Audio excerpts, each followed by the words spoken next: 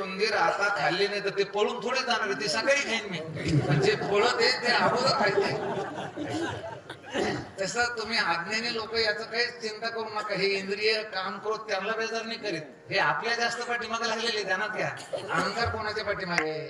नवल अहंकाराची गोठी विशेष न लगे अज्ञाना पाठी सज्ञानाची झोंबी कंठी जपी इंद्रिय भयम रूपात भयम योषिता. याच्यावर 2 तास जातील माझे. हर्षे शोक भयम रणी विपू भयम काया कृतांत भयम. हे बघा, अधिक हर्ष झाला तर त्याचं शोकामध्ये पर्यवसान होत असतं. मला वाटतं शत्रूचं भय हे सैनिकाला आहे का आपल्याला आहे? ते सैनिकाला आहे, आपल्याला नाही. आपले उगा 2-3 गुटकेच्या पुड्या तोंडात घालते, मोबाईल पाहते, म्हणते एकदा पाकिस्तानची जिरवायलाच पाहिजे, तिथं मरणा तुला कळत काय होतं. इथं नाही जमत ते. 50 अंशामध्ये ते सैनिक राहतात तिथे. विठाला विठाला.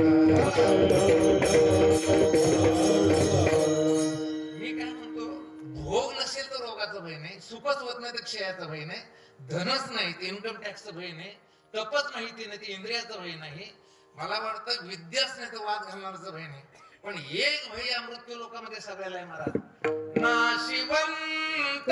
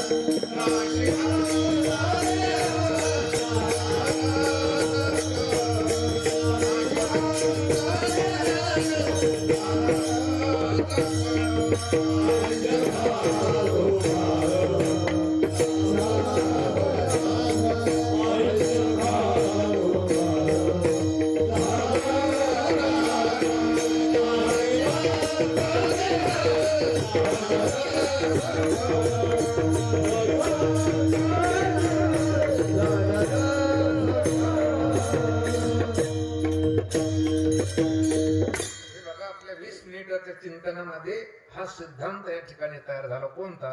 या मृत्यू लोकांमध्ये कितीही बलवान असला तरी त्याला काळाच्या पोटात जावं लागतं. म्हणून सर्वात बलवान कोण आहे? काळ आहे. पण एक लक्षात घ्या, काळाला स्वतंत्र सत्ता नाहीये. काळ जे आपल्याला मृत्युमुखी